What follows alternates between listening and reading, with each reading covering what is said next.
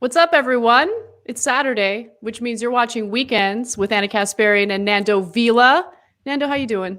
I'm doing well. I'm doing very, very well. Sorry, we had some technical difficulties. We're a little late. It's all my fault, but we're up and running. Well, a few weeks it was my fault because I did a software update on my computer because there's a software update every month. And my computer wasn't connecting to my camera. Anyway, conversations about technical difficulties are a lot of fun and a great way to open a show. Hell yeah. Hell yeah. But I'm excited for today's show. Look, we cover a lot of heavy topics. We discuss them in depth. We're going to have a little more of a lighthearted show today. I think everyone can use it. I mean, lighthearted, I think with the exception of our decode segments a little bit. Yours is a little more lighthearted than mine. Yeah. You're going to talk about voting. Yours is a lot of fun, actually. Lots of great video elements for that. I'm going to talk about the economic situation for the vast majority of Americans while Donald Trump trolls us on Twitter with like this roller coaster ride of messaging when it comes to stimulus. And then later we're going to have Wosny Lambre on the show. And he's fantastic. Host of Woke Bros with Nando Vila. You guys should check out that podcast. And we're going to watch funny videos of Trump and react to them. That's what the interview is going to be today. It's not about like, some obscure like socialist theory. We're going to have fun just laughing at America's favorite president, Donald Trump. It's my favorite line maybe ever uttered in the history of mankind. He's very, very excited about it. Yes, exactly. So I didn't really have anything planned for our, opening banter segment. I just feel like this week has been, I'm just tired of the news. I'm tired of this news cycle. I'm tired of people pretending like they care about Donald Trump's COVID condition, 24/7, like speculation about his condition. He's still sick, guys. That's it. That's the end of the story. Let's move on. Yeah, Chris Christie's still sick. I guess Stephen Miller's sick. They're all sick. There's the vice presidential debate, which was one of the most just awful things I've ever watched in my life. I mean, it was so bad. It was just the most cynical, just disgusting, pointless thing I've ever seen. It was like one of the bleakest political documents maybe in American history. So yeah, the news cycle sucks. It really does. And so, I was telling our producer, Kale, that like the most difficult thing I'm experiencing right now in terms of like doing my job is feeling any type of motivation because the news cycle is awful. All the stories that are being emphasized right now don't really matter. It's amazing how all it takes is a little bit of a Trump circus and everyone's focusing on the squirrel. No one's focusing on the issues that actually matter to Americans. That's basically what my decode segment is about today.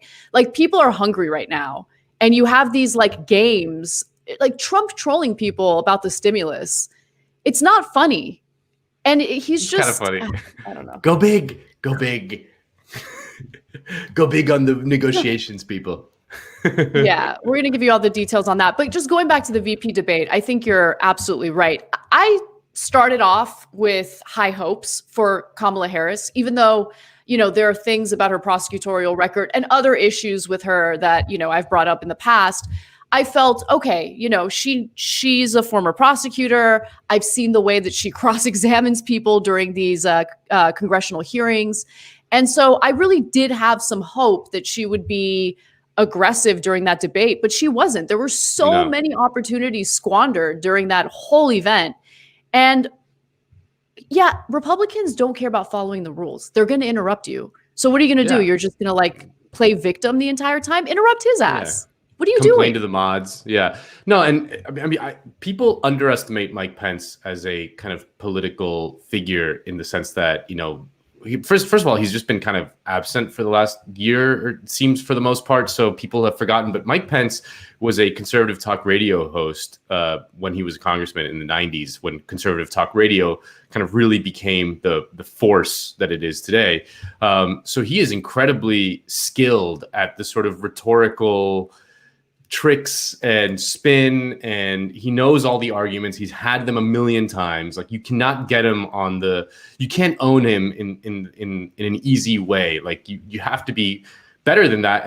And he did the clever thing, which was just constantly push Kamala into a corner, and Kamala was just never able to get out of it, because she was never able to defend any of what she actually believed in, other than just kind of being like, no, actually, I love fracking. I'm not going to do anything. Like, it's just like, it's instead of like defending the real principles that she may or may not believe in. I mean, that's another question, but like, she could never just like give a full-throated defense of herself and her record. And it's always just kind of, she always felt like she was running from something, while Pence was just like hunting her down and chasing her into a corner. Yeah, playing offense. To the extent that these things even matter. I mean, the VP debates, I doubt, move anyone ever, but like, to the extent that we can like play CNN pundits and say like who won on points, like if it was like a boxing match or something, like, I think Pence clearly just dominated her. But he did. But like, that's honestly the problem with how Democrats debate. They allow themselves to be in the position of always having to play defense when, no, I mean, like, you're dealing with a target-rich environment. There are so many Trump era policies that are indefensible, right? So why not play offense? Why not call him out on those things? And why not clown on him? Honestly, like, I wish there was a little more of that in the Democratic Party. It might come across as a personal attack, because it is a personal attack, but I would bring up mother, right? I would find the Achilles heel and I would just keep stabbing at it. And I would clown. The point is to ridicule him and make him a laughing stock, because debate, rattle him. Exactly. Because debate isn't just about substance. I think substance is actually a very small component of the debate. There's a psychological component to it that I personally think is the best component of debating. And, you do enough Oppo research and you have enough political weapons to like lob at him throughout the debate, you're going to win. I don't know. It's frustrating. How did Kamala not bring up the fact that Pence is responsible for the largest HIV outbreak in American history since like the AIDS crisis of the 1980s? Like, that's even like in sort of like the limited kind of liberal ideological worldview. Like, that should be just such a thing to hang around his neck. Closing down so many Planned Parenthoods that there was no STD clinics in rural Indiana, to the point where it created this giant HIV outbreak because people weren't getting STD tests because there was literally no place to get them in some rural areas, and it's like that fits into that's not like, advocating for the Green New Deal or Medicare for all. That's like a purely liberal thing that she could tie around his neck, and she didn't even do it anyway. It was really strange. And I've realized that she might be really great at questioning someone the way a prosecutor would. But debating, I guess, is a different type of skill. And she didn't do too well during the Democratic primary debates. And I expected, pretty good performances from her. She got completely destroyed by, I hate using that word, but it just came naturally because of like what you see on YouTube all the time. But, she was dismantled by Tulsi Gabbard, of all people, on the issue of, I believe it was foreign policy. I don't even remember at this point, but it was bad. She didn't look so great. It was bad. Not good. Very bad.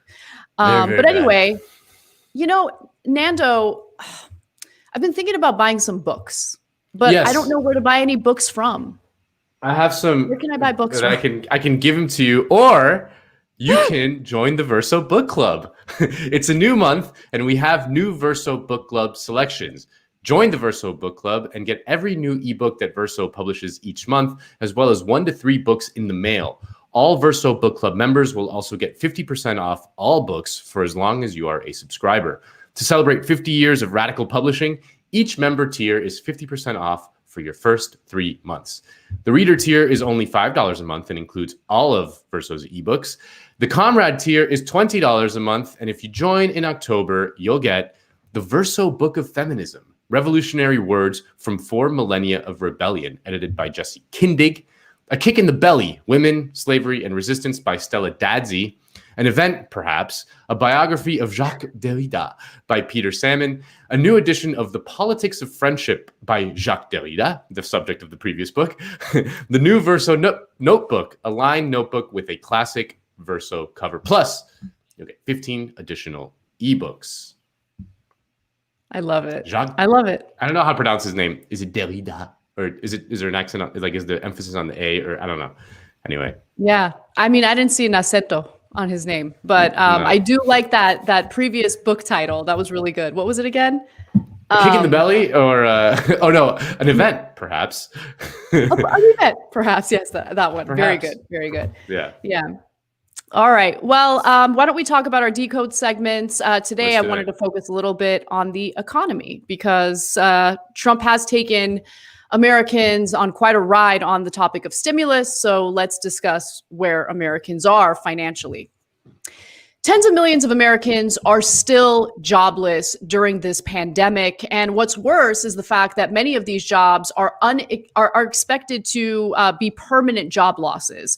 The longer the pandemic continues, the longer these layoffs persist, it's much more likely that these will be permanent job losses. And so what's interesting is, after the CARES Act and the regulations that came along with the CARES Act expired on September 30th, all of a sudden you have all of these various corporations and companies that took some of the financial relief from the CARES Act, laying off tens of thousands, if not hundreds of thousands of their employees. The airline industry was certainly hit the hardest. And in the next video, you'll get a sense of just how much. Thousands of airline industry workers are out of a job, hoping Congress will send a financial lifeline their way. Many of them are being furloughed or laid off today after talks on Capitol Hill to extend government relief programs amid the pandemic stalled. Across the board, an estimated 45,000 employees are being affected by these job cuts. So the unemployment rate is still insanely high at 7.9%. And in the latest jobs report from the Labor Department, it was clear that the, recovery from the pandemic is slowing down considerably. But some people are delusional enough to completely deny the reality of this moment, like the guy you're about to hear from. Layoffs at Disney, Shell, the airline furloughs, Goldman Sachs with 500 employees being laid off. You're not too worried about unemployment? Not yet. Thanks for having me on. So, we've had some bad headlines, but, keep in mind those numbers sound terrible, but they're not enormous in the context of the size of the total U.S. labor market. Oh, okay, great. So why don't we take a look at the full context of the U.S. labor market? Because it turns out that the situation is pretty crappy, and it's more than just a few negative headlines. So don't listen to what cool guy economist Michael Darda has to say. Focus on the numbers, and I'm not talking about how the stock market is doing, because the stock market is completely detached from what the real economy is communicating about the American people and where they stand today in regard to their finances. So when it comes to the more recent layoffs, that list includes Disney eliminating 28,000 employees connected to the coronavirus theme park shutdowns, United Airlines and American Airlines collectively planning to put 32,000 workers on furlough, and ensure Allstate cutting almost 4,000 jobs. Many small businesses have shut down. They're not expected to make a return. The Labor Department, as I mentioned earlier, had released new jobs numbers and found that there are more Americans filing for unemployment than was previously expected. So, for instance, first-time claims for unemployment benefits totaled 840,000 last week, higher than expected, in another sign that the spike in job growth over the last summer has cooled heading into Election Day. Economists surveyed by Dow Jones had been expecting 825,000 new claims. Honestly, as if that's any better. And following that labor report, it became very clear to anyone who's paying any attention to the real economy as opposed to the stock market, that the job recovery has slowed down. And when it comes to the job losses that are permanent, the situation is getting very serious. So for instance, nearly 3.8 million people lost their jobs permanently in September. And that's, again, according to the Labor Department's latest monthly survey, almost twice as many as the height of the pandemic job losses in April. So, cool guy economist, are we giving you enough context to convince you that the situation's pretty dire for the majority of Americans right now? I can give you more. The poor do keep getting poorer, especially because many of them haven't even recovered from the last recession. So let's take a look at that graphic. Even in brutal recessions of the early 1980s, when the unemployment rate topped 10%, less than a quarter of job seekers had remained out of work longer than 6 months.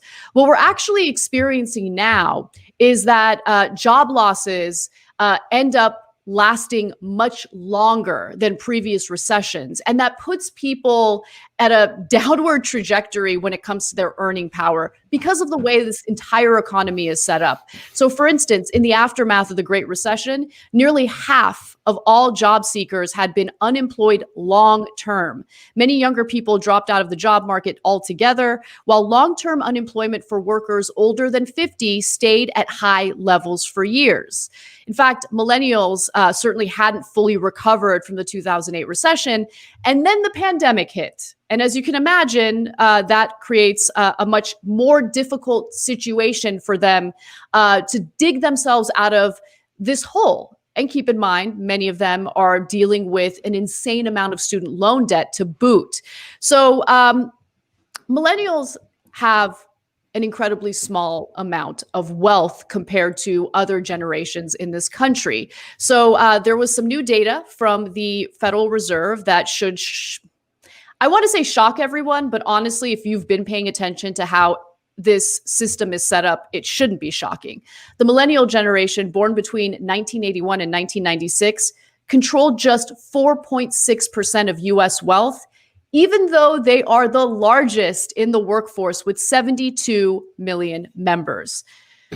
So many of them are underpaid, many of them are underemployed, trying to basically piece together several jobs in order to earn a full-time income. But even that full-time income doesn't make enough money to basically keep up with the cost of living in many of the major cities across the country. So overall, a small percentage of companies cut salaries when it comes to senior executives. But even among businesses that did cut the boss's pay, 2/3 of the chief executives took reductions that were equivalent to only 10% or less of their 2019 compensation. So while the average American worker has been hit hard by this pandemic, that doesn't stop executives and CEOs from shielding themselves from some of the pain that many of us are feeling right now. For instance, Oscar Munoz, who in May became United's executive chairman after serving as chief executive, did not get a salary from March 10th through June 30th, which amounted to a $610,000 pay cut from the $2 million salary he's being paid. But the reduction was little less than 3% of the $22.2 million Mr. Munoz took home in 2019.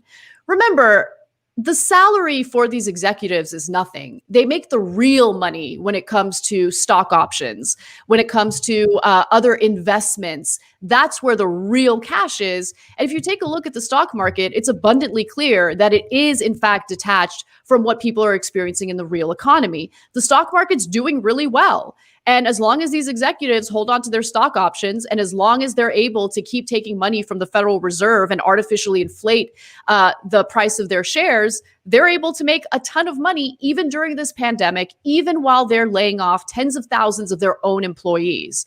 And, let's also talk about bonuses a little bit, because these people wouldn't be stupid enough. They wouldn't be callous enough to pay themselves bonuses during this year, right? I don't know. Let's take a look. A new survey shows that despite some of this gloomy news, 66% of companies still intend to pay bonuses this year.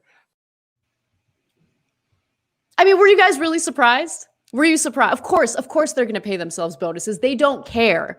I mean, part of the problem in this country has been the insane amount of income and wealth inequality. That didn't just happen overnight. It happened with all of these executives and all these major companies essentially underpaying their workers while cutting corners, paying themselves more and more money each year, paying themselves more and more stock options each year, while trying to justify the so-called cost cutting that specifically impacts their own workers, the very people who made them wealthy in the first place.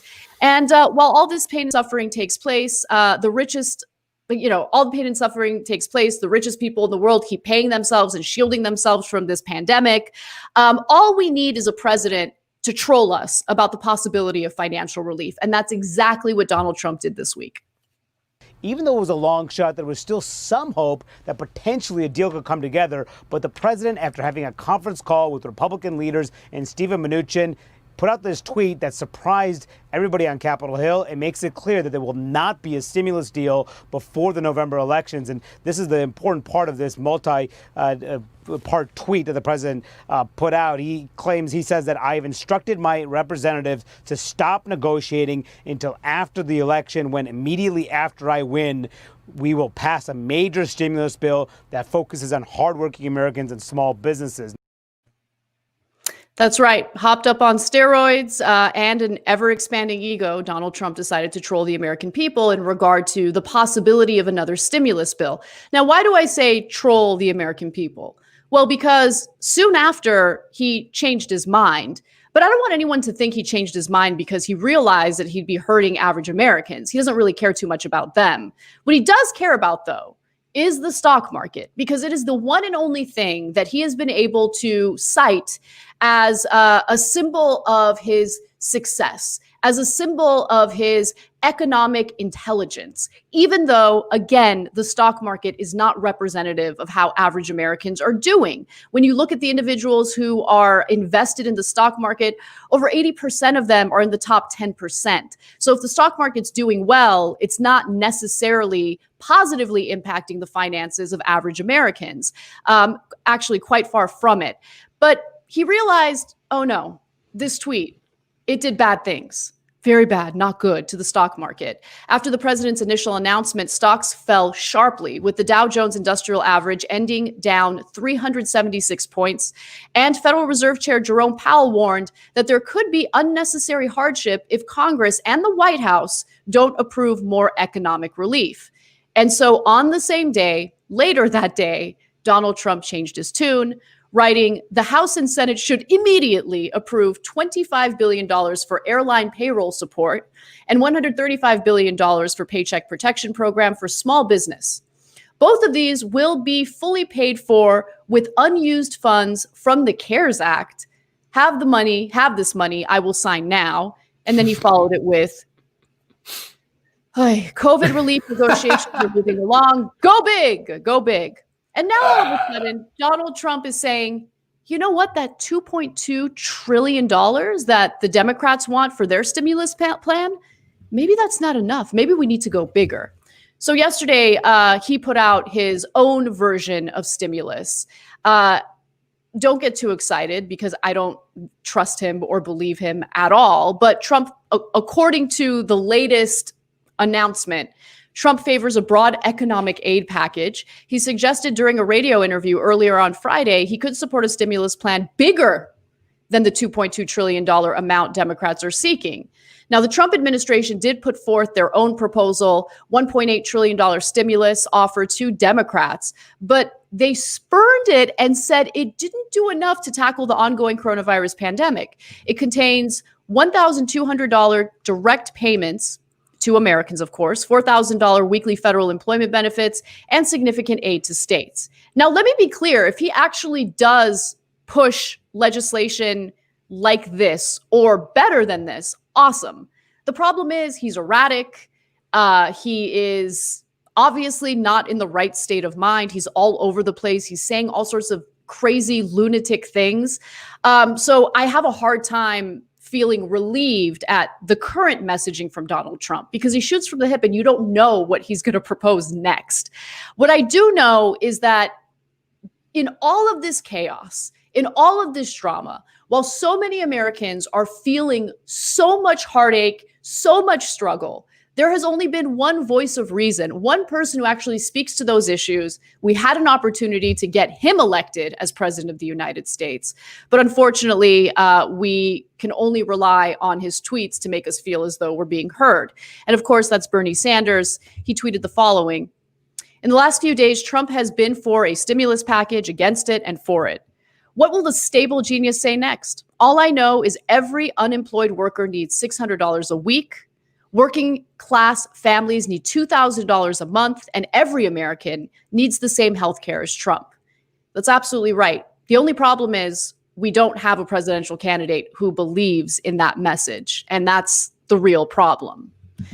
But for now, we're just going to sit by and see what Trump is going to say next. And anytime he has any type of positive message in regard to financial stimulus for average Americans, it's usually followed by Mitch McConnell, the turtle man himself, whining and crying about how it's just too expensive, too much spending, unless, of course, it comes to bailing out corporations. In that case, he's in favor of it. Yeah. You know, this segment reminded me of the fact-checking talk we had, was it last week or the week before, where, because I remember when Trump was running in 2016, one of the things he kept on saying was that the unemployment figure, folks, it's fake, you know, and like the fact-checkers like were freaked out. But there's like some degree of truth to that idea that the way the unemployment number is calculated is problematic, to say the least. It's like It's only the people who are actively looking for a job who can't find one, but that doesn't count for people who like quit looking for a job just because they're hopeless or for whatever other reason, you know. So like that unemployment, those unemployment numbers, like even that this like 7% number, which like as you said is like really high right now, it probably doesn't even tell the whole picture in any way. It's an underestimate for sure. Yeah, like, totally. You're absolutely right about that. And this like this talk about like all the CEOs like, you know, paying themselves and all that stuff. I just can't stop thinking that it's so different from what it was 20 years ago or in the 90s, when the sort of ideological underpinnings of that kind of thing were so much more self-confident, right? Like there were true believers that the system was, you know, good and righteous, even as like CEO pay soared, like people were out there defending like this is actually good because it, you know, spurs innovation and it motivates people to, you know, take risks and all that stuff. And like now no one makes those arguments anymore. Like they're just like, It's just like, no, give me the money and I'm going to shut up and you're going to shut up and no one's going to do anything about it. So there is kind of an ideological void.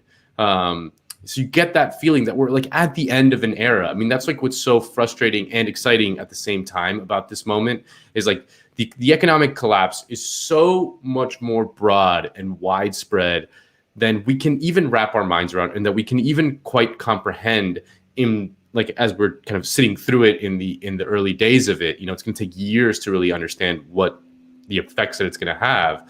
But the reality is that the ideological kind of superstructure above it is just gone. Like no one is making the case that this is actually good anymore. So that's the opportunity in a way. Yeah. I remember, you know, in a very specific context, when it comes to presidents at universities, I would complain about how much they pay themselves as they're increasing tuition for their students. And I get it. If they take a pay cut, it's not going to solve the tuition problem, but it's mostly symbolic. I mean, it's incredibly insulting to pay yourself $1 million a year while students are going into an insane amount of debt because of tuition costs. And I remember someone debating me on that issue said, well, they need competitive pay. No, they don't. Why? Are they like so talented that they need, like the only thing that they're talented in is fundraising, asking for money. Yeah. And so that's all it's about. And I personally don't think that's like an incredibly unique, important skill set that warrants paying a college university president $1 million salary. Like it makes no sense. But you're right. I think that this has hit so many different people. You're right. The economic, I guess, just economic meltdown has impacted so many different people, including individuals who were upper middle class. I remember reading a New York Times piece about this, group of highly paid, originally highly paid individuals. One of them was a corporate lawyer. And she's like, I can't pay my bills now, and I can't find another job that I'm qualified for, because she's overqualified for a lot of the jobs that are available. And the jobs that are available do not pay a high enough wage for her to pay her bills. Like, it's insane what people are dealing with right now. For 800,000 jobs lost a week. I mean, I think that at the height of the Great Recession, after the financial crisis, it was something like 800,000 jobs a month. And at the time, that seemed like a free for all, and now it's 800,000 jobs a week. It's just crazy. It's crazy. And something is going to happen. Like, something big is going to happen. The question is what? Like, maybe like they're just gonna like kind of manage this decline indefinitely, but I just don't see how, I don't see kind of the ideological buy-in for something like that. Like, something big is gonna happen, whether it's, again, it's like that old cliche, like it's gonna probably either be socialism or barbarism. Barbarism has a pretty big head start right now, but that's, something's gonna happen. Like, it's just. You can't go on like this. Like, this is just, it's so unprecedented that something new has to emerge from it. So. Yeah, totally agree. All right, let's have some fun, Nando. Okay, the doom and gloom it's over. Yeah. Yes, absolutely. All right. Well, in case you guys haven't noticed, it's the quadrennial extravaganza we like to call the presidential election. And you know what that means. Lin-Manuel Miranda and the cast of Hamilton going on Jimmy Fallon with a very important message. Yeah. Oh! Our nation is asking to hear your voice. Oh! November is coming and so is your joy. Oh! Now I've said this before and it matters a lot. Oh! Do not throw away your shot.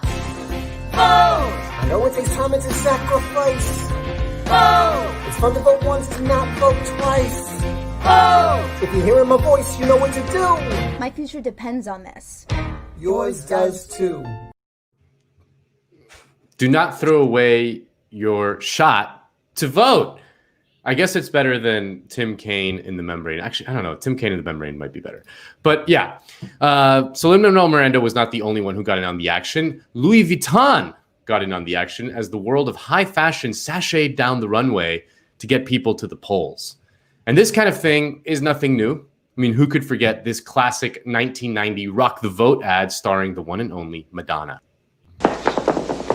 Dr. King, Malcolm X, freedom of speech is as good as sex. Abe, Lincoln, Jefferson, Tom, they didn't need the atomic bomb. We need beauty, we need art, we need government with art. Get in rhythm.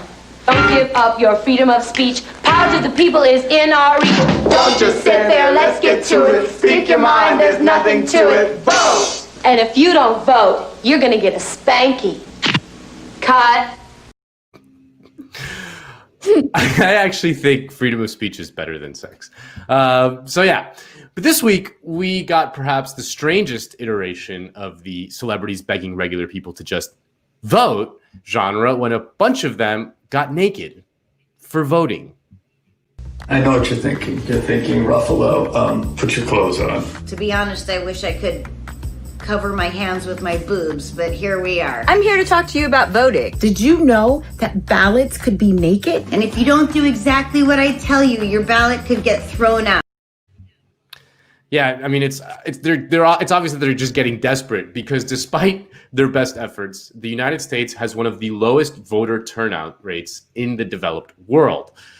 Maybe if they just straight up had sex on camera, they might be able to get that percentage up a couple points. But it makes you wonder what the Belgian celebrities are doing to get their fellow Belgians to Pokemon go to the polls. And concerns of Americans' lack of zeal for voting goes back several decades. Take a look at this New York Times article from 1976, the year Jimmy Carter defeated Gerald Ford. The headline reads, "Voter turnout has been steadily declining since 1960.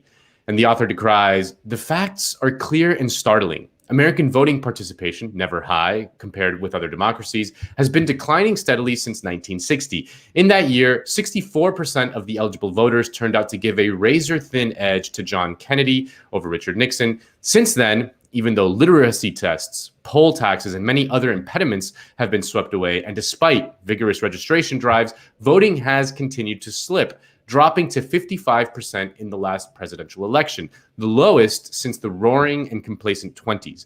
The decline also coincides with the increase of mass exposure through television to the political process, but no one seems to know what effect that has had on turnout.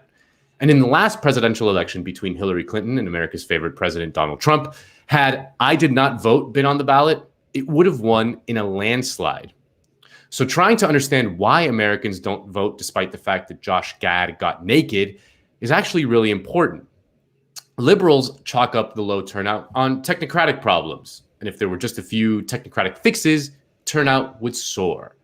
You've seen these arguments in the past, like we vote on Tuesday instead of, say, Sunday. And there's also things like same-day voting registration or digital voting.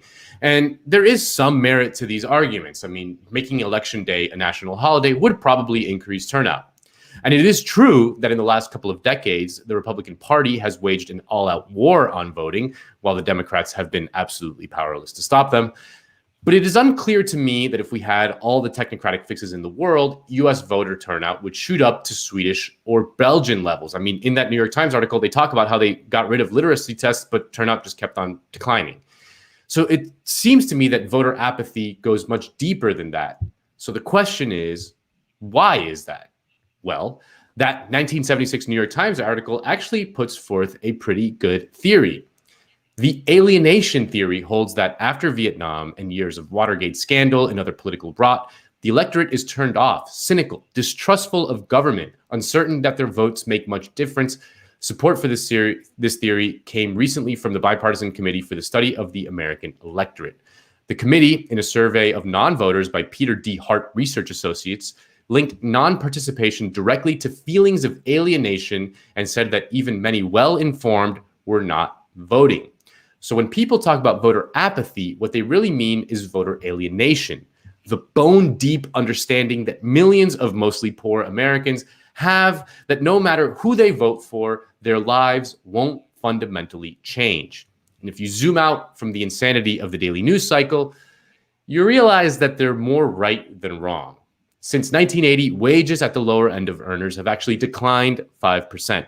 Meanwhile, in that time, the 1% have seen almost all of the income gains. And this is despite the fact that Republicans and Democrats have basically passed the White House off to each other every 8 years.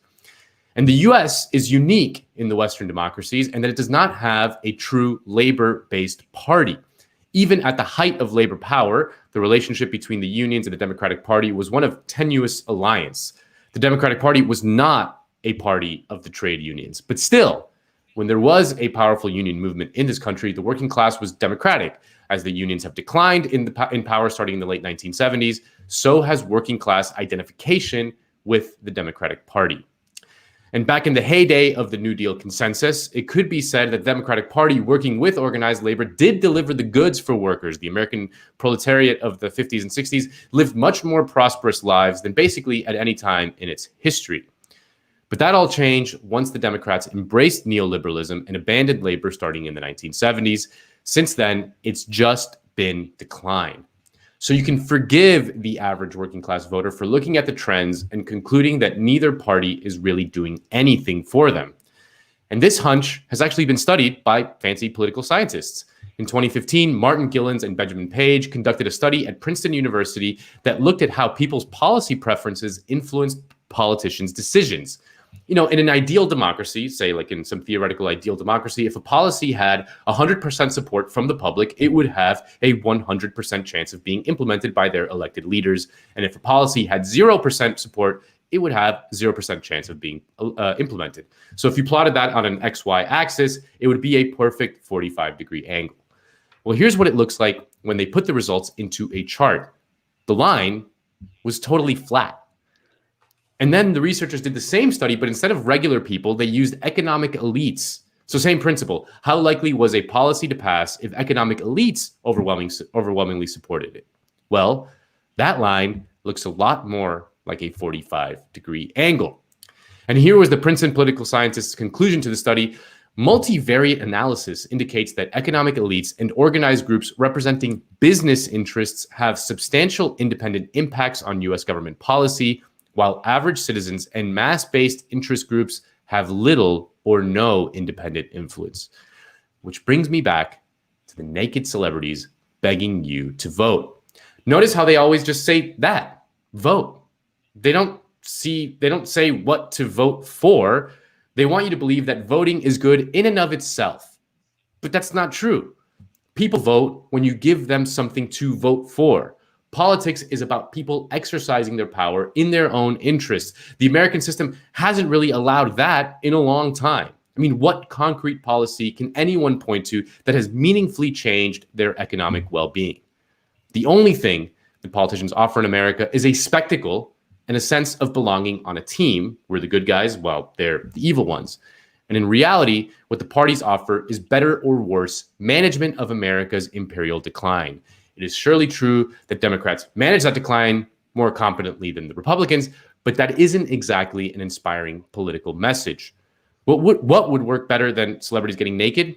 Well, if a politician ever ran on bread and butter issues that have majoritarian appeal and then actually delivered on those promises to actually help people live better lives. And I'm not trying to discourage people from voting. I want to be very clear. I'm not against electoral politics, but we should understand the real causes behind the lack of turnout. It's not that people are lazy. It's that they're smarter than people give them credit for.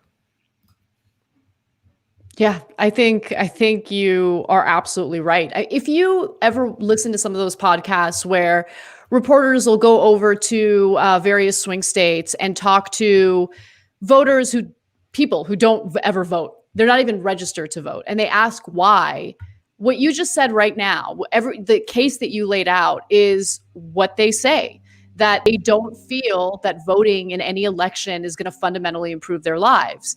And when you consider the resources involved in voting, right? And I'm talking about the resource of time, the ability to, spend time in learning about the candidates, learning about ballot initiatives, even though that's a direct vote. It just doesn't make sense for a lot of people because they keep seeing the same outcome. I mean, when you think of how Obama campaigned in 2008 on this whole notion of hope and change, and how he seemed to be way further to the left than he ended up being, think about how disappointing that was for all of those first-time voters, the people who did show up, who did cast a ballot for Obama, and then ended up with a president who uttered the words, I want to look forwards, I don't want to look backwards, when it came to prosecuting the Bush administration for war crimes. The Dodd-Frank legislation to regulate Wall Street was weak sauce, to say the least. I mean, it just discourages people from wanting to vote. And more importantly, when people are dealing with financial frustrations and they lack the representation they need in the federal government, it's incredibly insulting to think that putting out these videos of like celebrities doing salacious things is like all they need to be persuaded to show up to the polls. It doesn't work that way. I watch those videos and they look goofy, but more than anything, the message is insulting, right? It's like, okay, well, why don't you talk about like the bread and butter issues that matter and make a case for why we need to go vote for a certain candidate? Like, I also don't get like the whole broad message of go vote. Just vote. But I don't, if I was asked to be in one of those videos, I would say no if it was a broad message. I don't want you to just vote. I want you to vote for the right candidate. I don't want you to vote for the bad people. Represents you. Yeah. Exactly. And you mentioned Obama, who ran a campaign that was based on change, right? Like that was his message, hope and change. And obviously, like almost every politician says that, but with Obama, it felt different. It felt more authentic, right? Because he was so different looking from everyone else who'd ever run for president.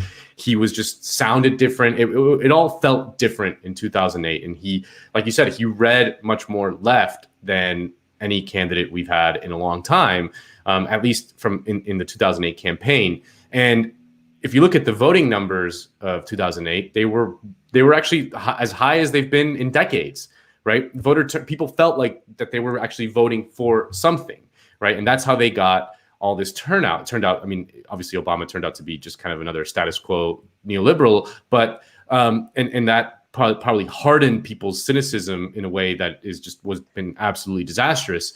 But had Obama like delivered the goods, the Democratic Party would have become kind of a dominant political force for decades. Like that's exactly what happened in the New Deal with FDR, right? Like FDR won the election, he delivered the goods, he improved people's lives, and the Democrats basically won elections uninterruptedly. They controlled the House and Senate for 60 years, because people felt like the Democratic Party was delivered for them.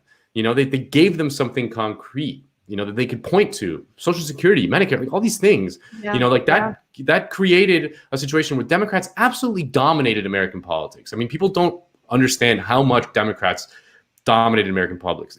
It's the same thing that we see now where Democrats are trying to be Republicans. Back then, Republicans tried to be Democrats, like, Eisenhower and Nixon, all these like Republican guys sounded like New Dealers, like they had embraced the New Deal liberal consensus because Democrats were so dominant.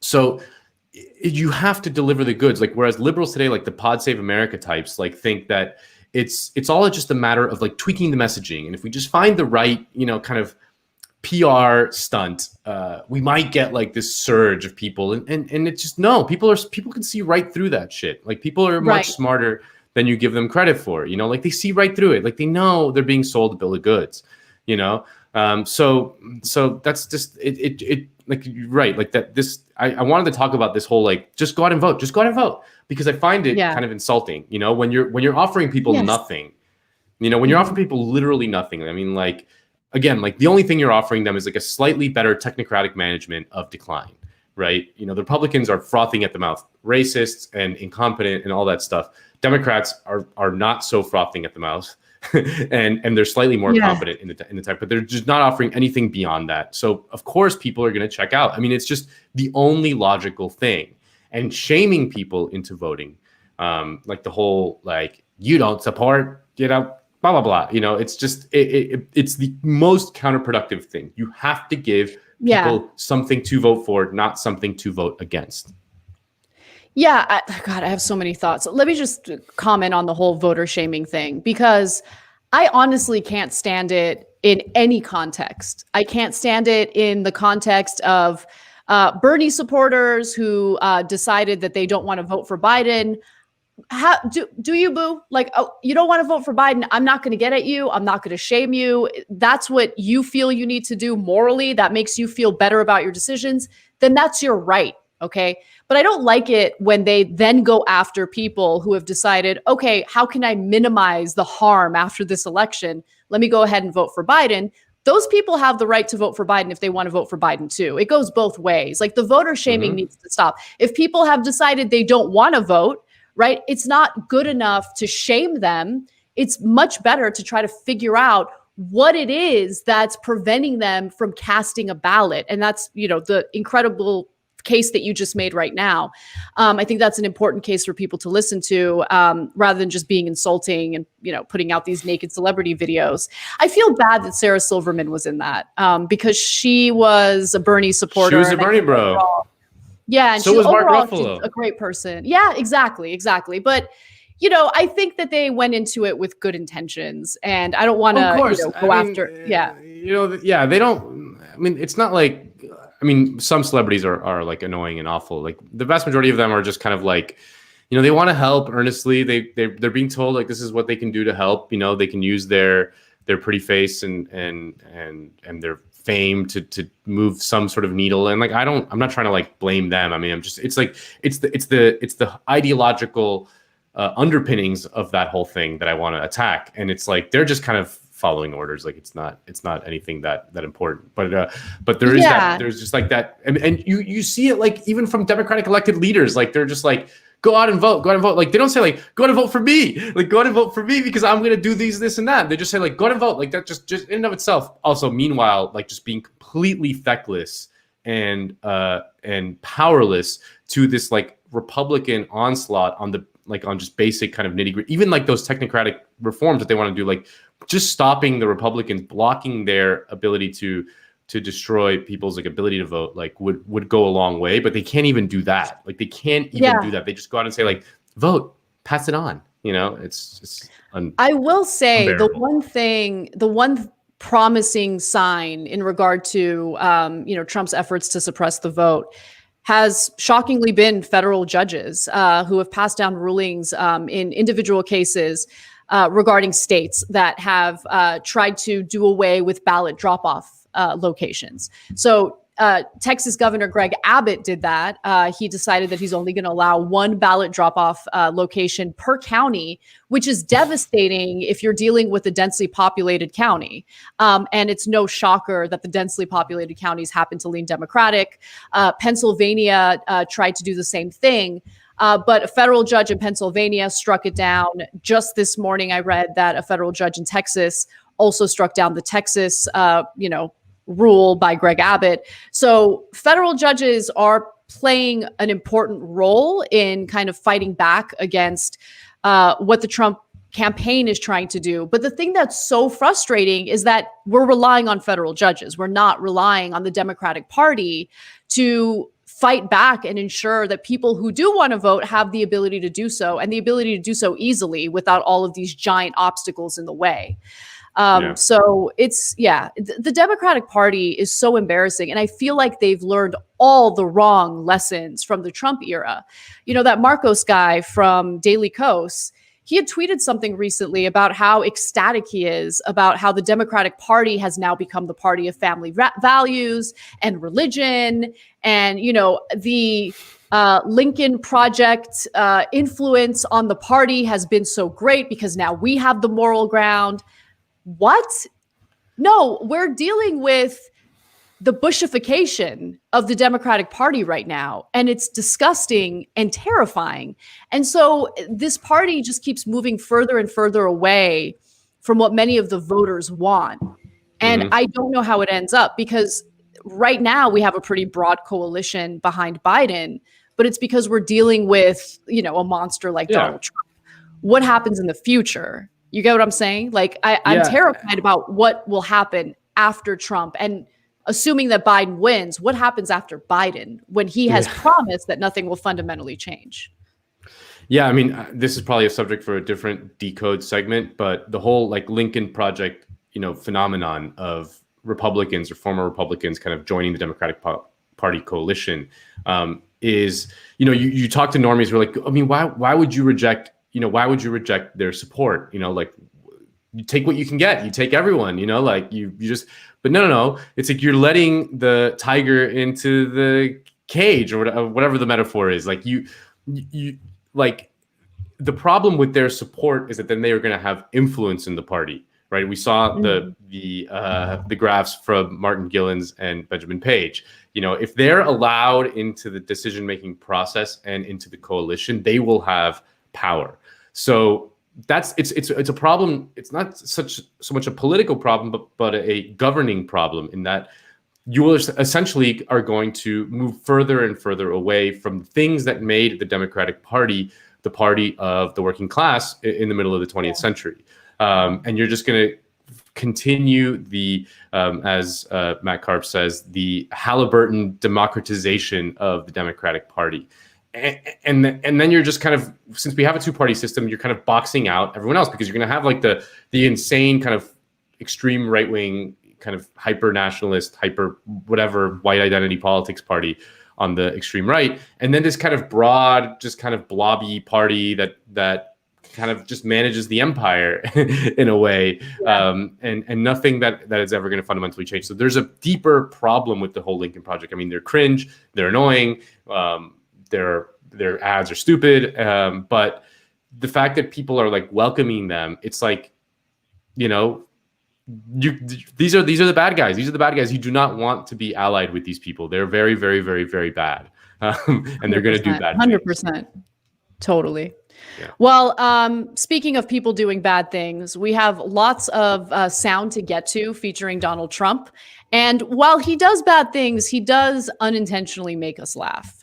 So we're going to do a lighthearted segment next with our guest, Wosny Lambre. I think he's with us. There he is. Hey, Woz. Yeah, there he is, baby. You're so muted, Woz, dude. I'm sure. Woz is muted. Yeah. I'm sure you guys are familiar with Woz, but for those of you who maybe didn't catch his first interview or appearance here on Weekends, he's a culture and NBA writer at The Athletic, also host of Woke Bros along with Nando Vila, and super excited to have you. Hey, Woz. Hey, what's going on, guys? That little monologue soliloquy Nando just did was woo professionalism, brother. That's right. You know, I'm very polished, way more polished than on Woke Bros. Woke Bros is more of like a. We're just, shooting the shit, talking, I actually prepare for this. I write it, I find elements, love it. all that stuff. Yeah. Yeah, get your Peter Jennings on, man. I love That's it. Right. Yeah. So go ahead. Go ahead, Nando. No, go ahead, Anna. No, I was just going to say, there's a lot going on. Woz, every time you laugh, it makes me feel better, regardless of whatever mood I'm in. Like, your laugh is so infectious. It's incredible. So we figured, there's been a lot of heavy stuff in the news, obviously. And why don't we lighten things up today and just laugh at Trump? Some of the crazy shenanigans coming from his White House over the last week, insane things that he's been saying on camera. And so... the thing that I loved about the Michael Brooks show was how Michael was never ashamed about how funny he found Trump, right? And there was this one time when Trump said something that sounded like a haiku. And I still laugh at that segment because the way he communicates. Anyway, all right. So why don't we just get started? Let's go to one of the videos.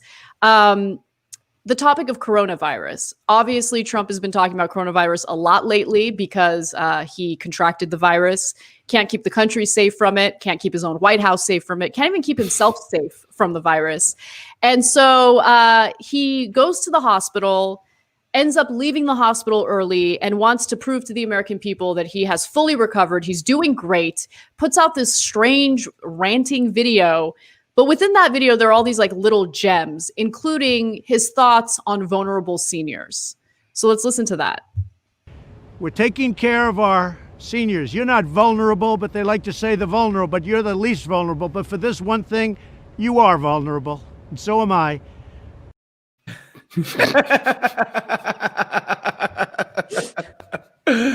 Oh, man. I like that he's so used to just saying the opposite of whatever truth is, but he realized he had to catch himself like, wait, hold on. These homies might actually die from this. So let me actually let me correct myself here right on the spot. But he's so used to just saying whatever it is that might suit him in any case. It doesn't matter how far or near the truth it may be. But it's just funny to catch himself in real time. He says, I'm vulnerable. Relatable Trump. We love relatable Trump. It's kind of like a poem, it's like, but in this case, you're vulnerable and so am I, it's so good. I mean, I just love that. It made me think this. Yeah. No, so go ahead. This week, it just, the fact that they had to put these proof of life videos that people are legitimately wondering whether Trump was actually dead and this was a body double or the irreality of it all, and that they put out these proof of life videos kind of holding up a newspaper with today's date being I'm alive. It reminded me that just right after that the final debate between Joe Biden and Bernie, where Joe Biden did surprisingly well. Everyone thought he was going to collapse on his face and just blather nonsense. Joe Biden did surprisingly well, but then he disappeared for 2 weeks. Do you guys remember this? And 10 days into him, people were like, where the hell is Joe Biden? No one's seen a picture of him, on the campaign, in anything for over a week. And Simone Sanders, his communications director, organized some sort of DJ Instagram live stream for Joe Biden. And then she was like, hey, look, Joe Biden's checking into the live stream to talk to the people. And it was just from the Joe Biden account, just a thumbs up emoji, and that was it. Like it was like no, I want to see a newspaper proof of life. So yeah, the problem is the strategy is always to just go with the opposite of whatever they're saying on CNN and MSNBC. So if they're saying the virus is deadly, is dangerous, it's it's attacking seniors the worst, blah blah blah blah blah, you have to go against it. But in this situation, he can't do that because he actually contracted it. So it's like, how do I go against the stuff they've been saying for months now when I actually have it? And that's where you see the confusion. And he's like, you're not vulnerable, but maybe in this case you are. Even I am. And it's just a resignation, man. And he can see, because all he cares about is numbers, polling, ratings, all of those things. He loves those sort of, what are people doing, saying, watching? And he sees his numbers are just cratering. And all of this stuff just seems to be desperation. I don't know if you guys caught this, but Dave Weigel for the Washington Post, he put out something where a PAC called the Raising Up for Trump. This PAC just launched on Thursday, and they're trying to get pledges from businesses with over 1 million employees to promise to raise wages only if Trump gets reelected. If that is not the dumbest, if that is not the dumbest, most desperate thing I've ever seen. The whole point of being a Republican and supporting this party is that you never have to raise wages. All you have to do is the most cynical things that, maximize profits. Raising wages is the opposite of why you become a Republican in the first place. So why would these guys agree to this? It's like this idea that like things are going to get much worse for us if Biden comes around, but much worse in the context of American business is raising wages. that's worse to them. Like it's just the desperation is, you're starting to see it all over the place, man, from the money class, the donor class to, his campaign. It's just desperate. And I think that clip is just showing you that he's just desperate at this point. Yeah, look, the Republican case to be made is that raising wages is actually awful for the wage earner, right? Like that's what they try to message. Somehow. Like actually turns out if you get paid more for the backbreaking labor you're engaged in, your life is going to be awful. And you don't want that, do you? You want to make sure that you get trickled on by your boss, if you're lucky.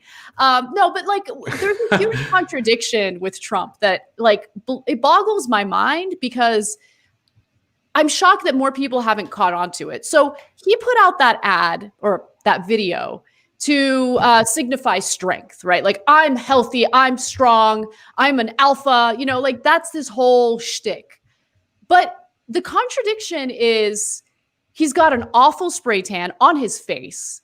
He speaks in like this weird whispery voice, and his hands are pasty as hell. Like he's got the whitest, pastiest hands, like up against, like next to his face as he's talking. And you could just see like the difference. And you're like, how is it that this man who either has a spray tan or horrible bronzer and it constantly whines and cries, like that's 95% of what he does. He's on Twitter all day long, and most of his tweets are complaining about something, about how unfair life is, how tough things are for him, and how the media is so unfair. Like, he is the biggest bitch I have ever seen in my life. I haven't seen anyone cry more than Donald Trump cries. Yet he has somehow sold this persona of an alpha male, and it doesn't exist. You know what the persona is based on? It's based on saying fucked up things about minorities. Like to certain people, that makes you tough. You're saying the quiet part loud. You're talking how we normally talk in closed doors in public, and so to them, that's a show of some kind of strength. But the dude is obviously hyper insecure, sensitive, and feeble. And when you see him doing his, I gotta go on the expedition. The excursion, so that I can wave at my fans, my adoring fans. He just needs that reassurance, like they love me, they really want me. That, like, he's not some strong, actual, self-assured person. He was willing to say messed up things about minorities and a certain white people in this country. That means you're a hardcore just person, individualist. It's ridiculous. Yeah. I think we should look at the next clip because I think it really underscores just how much of like a, like a fancy, like kind of New York guy Trump is. Like, he's just so not like, I don't know. Just watch the clip and you'll see what I'm talking about. Are you tested? I heard you said you were going to test again today. Have you been retested? I have been retested, and I haven't even found out numbers or anything yet, but I've been retested, and I know I'm at either the bottom of the scale or free. He's definitely at the bottom of the scale. There's no question. Yeah. Like, I think everyone knows that. We can see that. He's been at the bottom of the scale. His daddy told him he's at the bottom of the scale, like every day. No, it's funny that Trump didn't realize that it's a COVID test is pass fail. I got a COVID test. I passed it. Like, it's pass fail. You don't get a score nor a number. Like, it's just I'm told I did very well. I did very well. The highest numbers. Like, and it's just. But yeah, no, it's great. I mean, he's the bullshit artist, scam artist stuff is just instinctual for him. He's just like, that's his normal, like, how do I bullshit this person? That's just how he doesn't come at anything earnestly. And honestly, as a New Yorker, I kind of hate earnest people. So part of that, I enjoy that about Trump, is that he's never earnest about anything. It's kind of hilarious. He's cartoonishly, scammy or a scammer, but like, that's more of his stuff. It's like, we're going to get the biggest, we're going to get the brightest, we're going to get all the best people. It's all bluster. The vice presidential going back debate. to what you were saying, sorry, real quick. Going back to what you were saying earlier was, I mean, the whole reason why he's sick and pretending like he's not sick is because he wants to continue holding in-person events. And why? Like, why does he want to keep holding in-person events? Sure, some might argue it's because he wants to keep campaigning because he sees that his numbers aren't so great. But I think the bigger issue is that he wants his ego stroked. Like, he wants to do these events where his supporters, it's shocking that he still has them, but they exist, will tell him how amazing he is. We'll talk about how they'll die for him. There was a video of one of his supporters sitting outside of Walter Reed while Trump was in the hospital. He's like, Trump, I'll die for you. I die for Trump. These people need mental health care. Like, no, but I'm being serious. There's something wrong with you if you would die for a president. Like, who says that? But Trump loves it. That's why he'll risk the lives of anyone if he can get like an injection of ego booster. Like, that's what he wants. And I think you saw apparently he did a fundraiser with like top dollar donors while he knew he had COVID, like, and there was a buffet and he was just like putting his grubby hands on like on like the disgusting roast beef. But look, you saw the same thing when people were like, how can he refuse to disavow the Proud Boys or QAnon? It's like, why would he disavow the people who love him? That's his number one rule. He's like, I don't know anything about QAnon, but I know they love me. So why would I disavow them? That's his MO. Like, he needs the love. He needs the ego stroking, not to get inside the guy's head or play armchair psychologist or psychiatrist. I can never get, which one is the one that peddles the drugs? I can never get those two.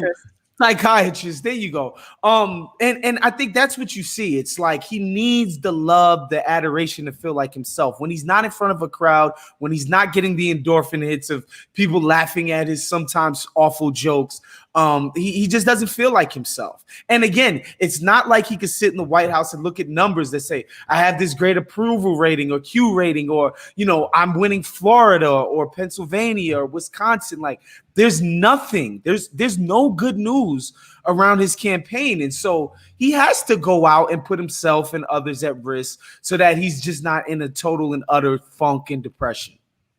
Yeah. Well, look, the one thing that we got to give him credit for, though, is that he's a man of fashion. He understands how important it is to look good both on the runway and on the battlefield. And he addresses that in the next video. I took over a depleted military, old equipment, broken equipment. Even in the Army, all brand new uniforms with the belt. Everybody wanted the belt.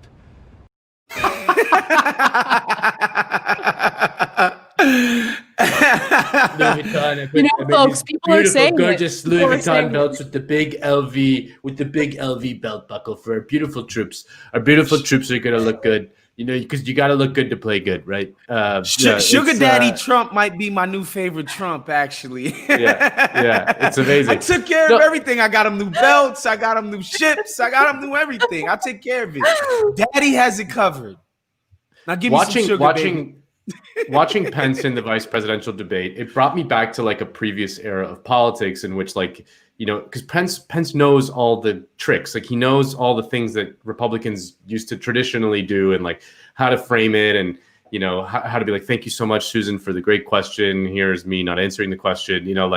It's just he felt like such a throwback. And Trump kind of single-handedly destroyed an entire type of political talk that like every politician kind of sounds the same. Like every politician, if you just kind of close your eyes and let it wash over you, they all kind of say the same words and they have the same kind of cadence and rhetorical trick. Trump is like such a sledgehammer to that whole thing. And he proved that like people like don't give a shit about like that smarmy sort of like, you know what, at the end of the day, I just love my country and I want to do what's best. And thank you, Susan. I think we can all agree on this stage. Like we may have our differences, but we all like just love America and want the best for everyone or something. Like all those kind of things that I'm talking about. Like the politicians like always kind of did. Trump like took a sledgehammer to that whole thing and just brought that whole edifice down. And if there is like a silver lining to the Trump nightmare, it's that maybe that from the ashes of that destruction of that whole edifice, that whole kind of smarmy, just fakeness of American politics, that someone could come in and with a different type of politics. I mean, that is the kind of very hopeful silver lining to the whole thing.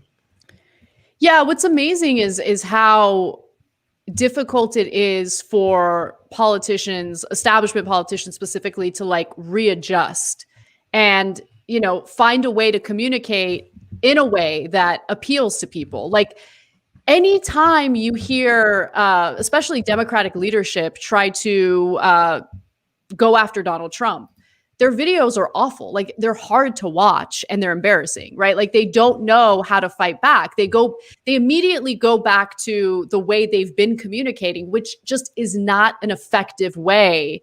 It's not an effective way to offer up a retort to like whatever crazy, statement Donald Trump put out there. By the way, how about don't always be in the position of having to defend yourself? That's the other issue. Yeah. Like Trump goes out and he throws punches left and right. He doesn't care, right? Everyone's always playing defense around him. I just want someone on the left who knows how to communicate and who can play offense, because there's so much like material to use against the Republican Party. I just haven't seen anyone use that material effectively yet. Yeah, and the funny thing, the last two Democrats, to my mind, who were sort of good at what you're talking about is delivering something that could come off as authentic, ironically, is Barry. He was really good at playing the dozens and snappy quips. Like I remember when Jordan dissed his golf game, he said, well, Mike should worry about his team, the Charlotte Hornets, who basically missed the playoffs every single season. It was just like a quick jab, like you suck at running a basketball team, right? Like, and Bernie was good at just getting down to the facts and having good quips. Like Hillary Clinton, when she's like, well, Donald, you didn't pay your taxes, did you? Like, you're not even a real billionaire, you loser. It just doesn't land the way you need it to. And Joe is, with his come on, man.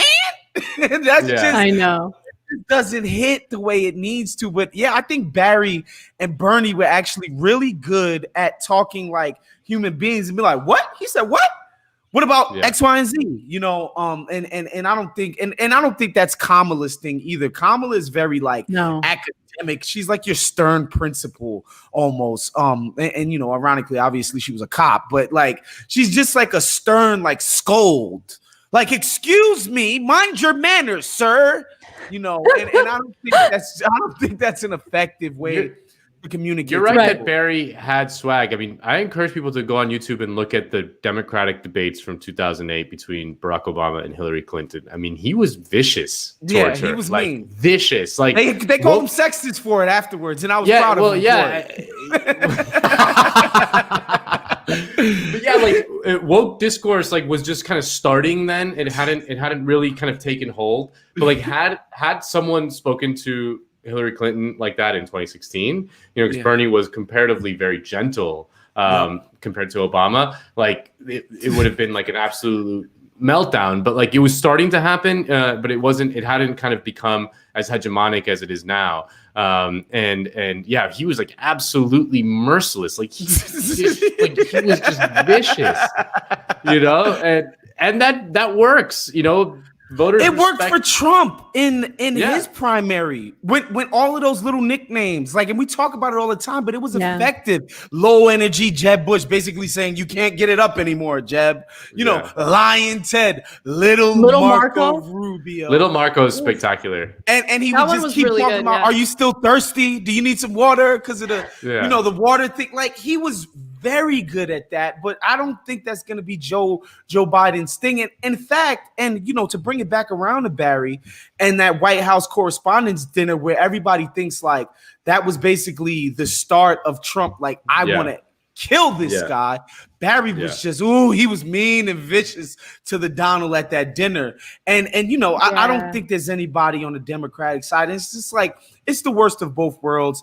It's stupid, sort of focus group to death, cautious ass corporate speak with none of the policies that either of us want and none of the fun stuff. It's just like, what are you actually giving me, guys? Yeah, they're all, it's like they're all PR agents. Like, how PR agents are like notoriously careful and afraid of everything. Yeah. And they always tell you to do the wrong thing, not the right thing. The right thing is to go out swinging, right? And they just constantly tell you to do the exact opposite of that. So we have one more video that I want to get to, though. And this one, no one really talked about this part of Trump's interview with Maria Bartiromo, but it really stood out to me. So as we all know, Donald Trump has had one presidential debate with Joe Biden. He decided to throw a hissy fit because he's sick. He has coronavirus. And the organizers of the second presidential debate decided to do it virtually. Trump got upset about that. He canceled his appearance. And so the second presidential debate is officially canceled. Both candidates are going to do their own town halls that night, completely separate. I give you that context because what you're about to hear is a statement that Trump made about the second presidential debate that hasn't happened yet during his interview with Maria Bartiromo. I beat him easily in the first debate, according to the polls that I've seen, but I beat him easily. I felt I beat him easily. I think he felt it too. He wouldn't answer any questions, and he had the protection of Chris Wallace all night long. It was I thought Chris Wallace was a disaster.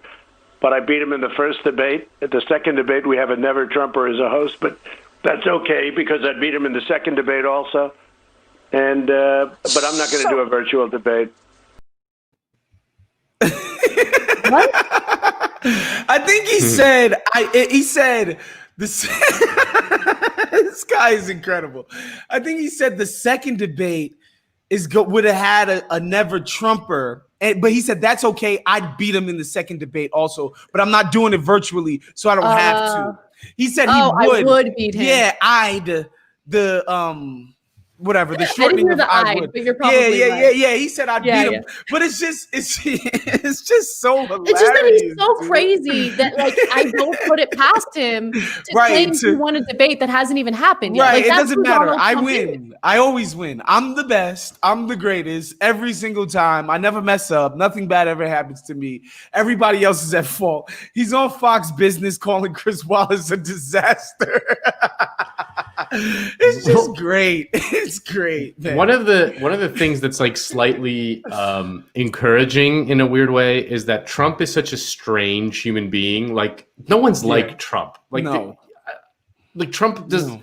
There's not like there's other people that like are out there and you're like I know that kind of guy. Like Trump is just not Trump was like a glitch in the Matrix or something. He's like a mistake and there's no one like him. There's like no other mold to like that someone else could like, and other people that try to like be like him or imitate him like can't do it because he's just, in a way, he's like authentically himself, and it's so weird. And so the fact that like he has become the Republican Party and like his fans like love him, they love him so much, they love their boy so much. Like when he's gone, someone else is going to try to take up his mantle, you know, and it's not going to feel the same way, you know. It's like trying to take like a generic version of like some hard stuff drug, you know, like it won't hit the same way, you know, like so that's kind of the encouraging thing is like who's gonna come after him. The person who comes after him is not gonna have that kind of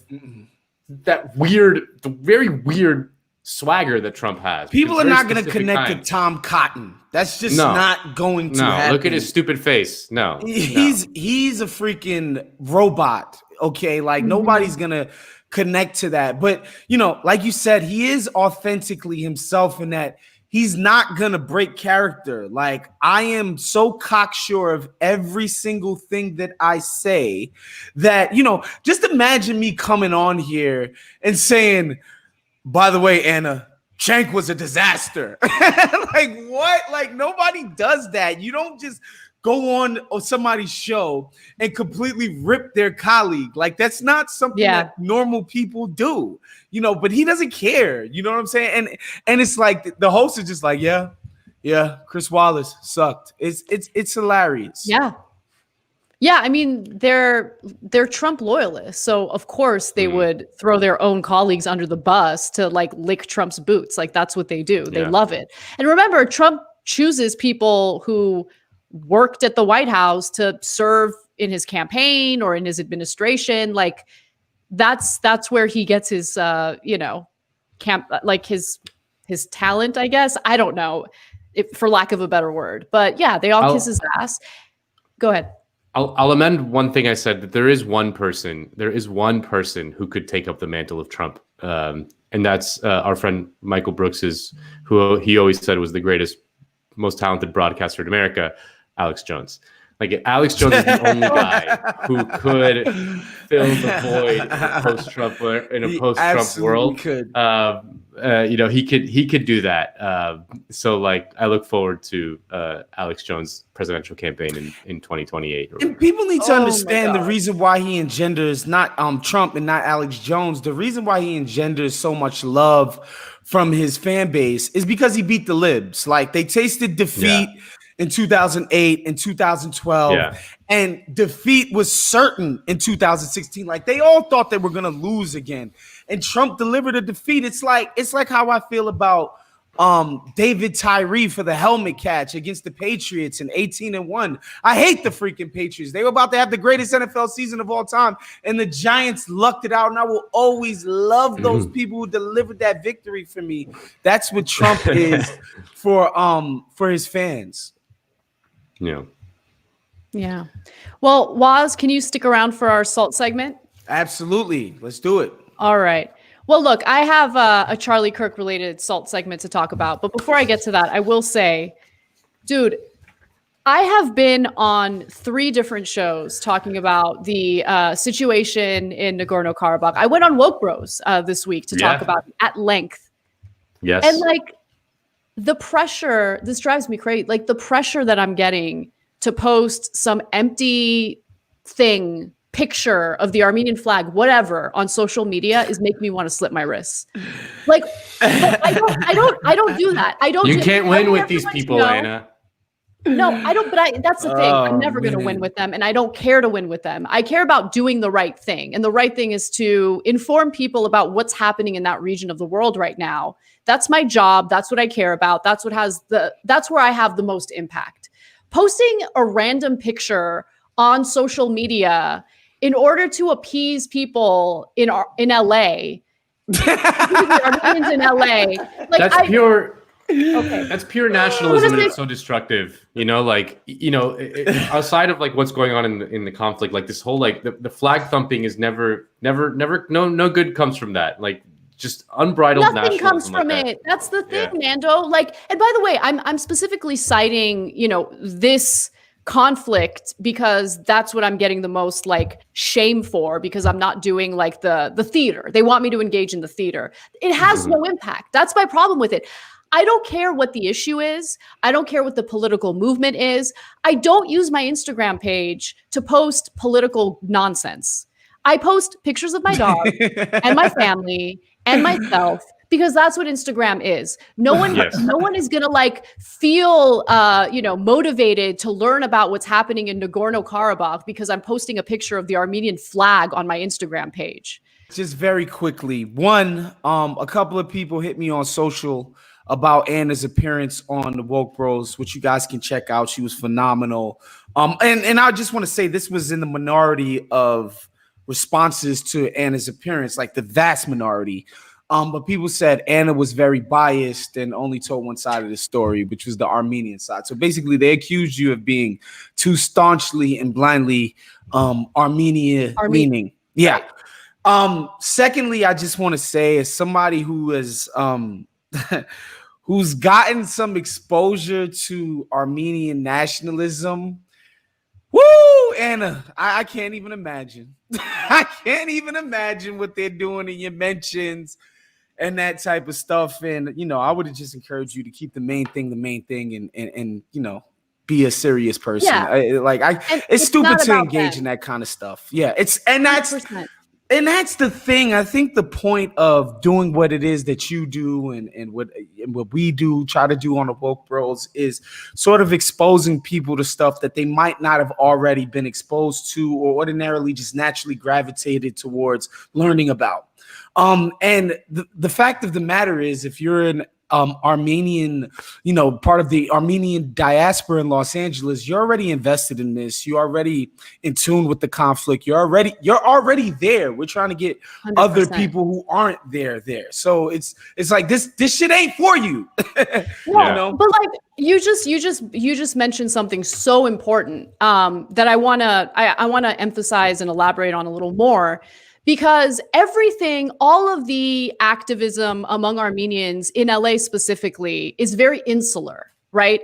It's all like a giant echo chamber of like, I am a good, proper, moral Armenian because I am amongst my fellow Armenians who all agree with me that the Armenian genocide needs to be recognized. First of all, it absolutely does need to be recognized. But how do you win? Right? Like, let's talk strategy a little bit. Do you win by surrounding yourself with people who already agree with you, and then you do your yearly march, demanding recognition of the Armenian genocide? Or do you communicate with and build bonds with individuals who don't know much about the genocide, but more importantly, people who have been fed propaganda their entire lives meant to disinform people about the Armenian genocide? Look, people get angry because I work for a Turk, okay? But I would argue that I have been much more influential in pushing the Turkish CEO of the largest online news show to publicly acknowledge the Armenian genocide. That is powerful.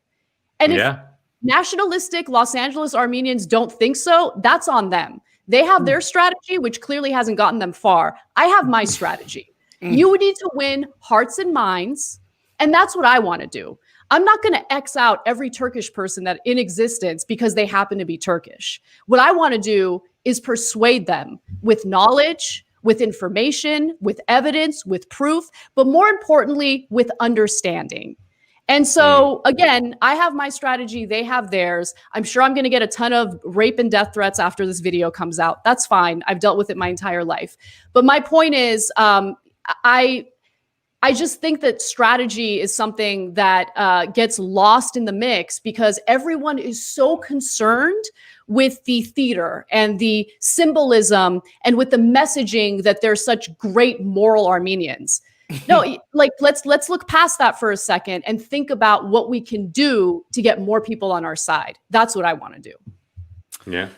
Man, Anna, I love you so much, dude. I don't know what else to say. So beautifully said and perfectly said. But, and again, in full disclosure, I've actually had some of these very conversations with, people who are in and around my life. who happen to be Armenian. And, I understand the passions and the feelings involved 100%. I can understand that. But at a certain point, a sort of irrationality creeps in about achieving certain ends.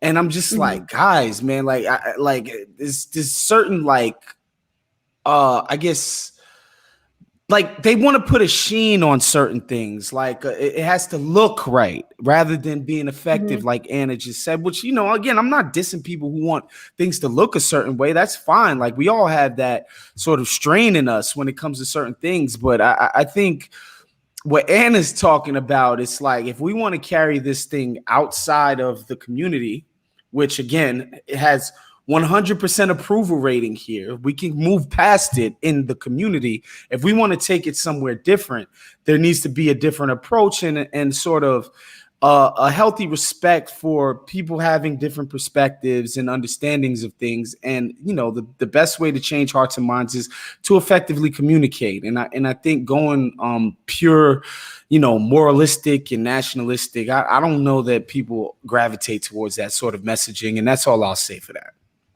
Yeah, total. If you come at people with this antagonistic tone, they're not going to listen to what you're they're not going to listen to the case that you're trying to make, right? And so I get it, because imagine knowing 1.5 million Armenians slaughtered in the Armenian genocide, and so many countries refuse to acknowledge it. That is infuriating, absolutely infuriating. And I understand the passion and the anger and the rage. I mean, I feel it right now just talking about it. But again, if you approach the conversation with otarner, right? Otar means people who aren't Armenian, with an antagonistic tone, they're just not going to be receptive to the case that you're trying to make. And you have to understand that when it comes to propaganda, the Turkish side has been incredibly effective. They just have. In Turkey, if you acknowledge the Armenian genocide as a Turk, you will be persecuted. You will face actual punishment by the government there. That's how serious the propaganda is. And so when you're dealing with a Turkish American, and they might come at you with the disinformation they were fed literally their entire lives about that, about the genocide, again, I've had these conversations where I didn't have the patience, I didn't have the understanding, and I immediately wanted to go to war, right? But I didn't win in any of those cases because I didn't persuade anyone, I didn't change anyone's mind. And really, if you want change at the very core of the situation, which is the Turkish government, you got to get the Turkish people on your side. And believe it or not, there are plenty of Turkish people who do acknowledge the genocide. No, Anna, the Turks are all pure evil. They're all pure evil. Come on, we know this. We know this. Well, I mean, if you want change on a governmental level, which is what you need in Turkey, you need to get the people on your side. And believe it or not, those people do exist. And there are people who can be persuaded and convinced. You think the people of Turkey love Erdogan? I mean, think about all those mass protests that happened and how many journalists were jailed as a result. It's insane. We need to get those people on our side. And I don't know. I just think that's a more effective strategy, but I could be wrong. We'll see. And, for me, this awakening that you're talking about, I had a similar awakening after 2016, because I just remember the entire Trump campaign starting in 2015 and 2016, just banging my head against the wall. People can't be falling for this. And posting angry stuff on Facebook and getting into fights in people's comments on Facebook and all this other. And I went insane. I went crazy watching this happen in real time. And I just had to take after the monumental L, and after just the depression, the mini depression, I should say, that set in afterwards, I decided I'm not going to approach things that way anymore. I'm going to talk to people. Right? People can disagree, and I want to hear what their arguments are, and I want to best present mine in such a way that they understand. And, I happen to be around a decent amount of, say, Republicans, right? And I'll say to them, I don't need to talk to you about Trump. I'm just look, if we can give $1.5 trillion to the biggest corporations. We can give to normal people, right? Like for the simple reason of, what do we say to people that don't have any money generally in America? You're a piece of shit. You're a loser. You're a nothing. We don't say that to corporations when they run out of money and they mess up. So let's just treat people the way we treat these corporations. And it's like, well, yeah, I guess that is right. And that's it. You don't have to be like, what the fuck, Donald Trump is racist. And it's like, just have a conversation about what you actually want to open people's eyes to. I personally, I know for a fact, I went completely insane throughout the entire year of 2016 behind that campaign. And it's just, I think it's just there's just a different way to be now. Yeah, and also for your own mental sanity. I can't do it. I can't do it. Yeah. I used to want to engage with like family members and stuff who were just wrong on the issues, and it would blow up and turn into a huge fight. And now I'm just like, I don't care. I don't want to know if you're specifically a family member of mine, because I don't want it driving a wedge between people in my family. Like it's not worth it, you know? I want to ask you about that, Anna, because this came up in a conversation that I was having with somebody after our episode. Why do you think it is that the Armenian community of LA is so right-wing leaning? You know, I'm not really sure.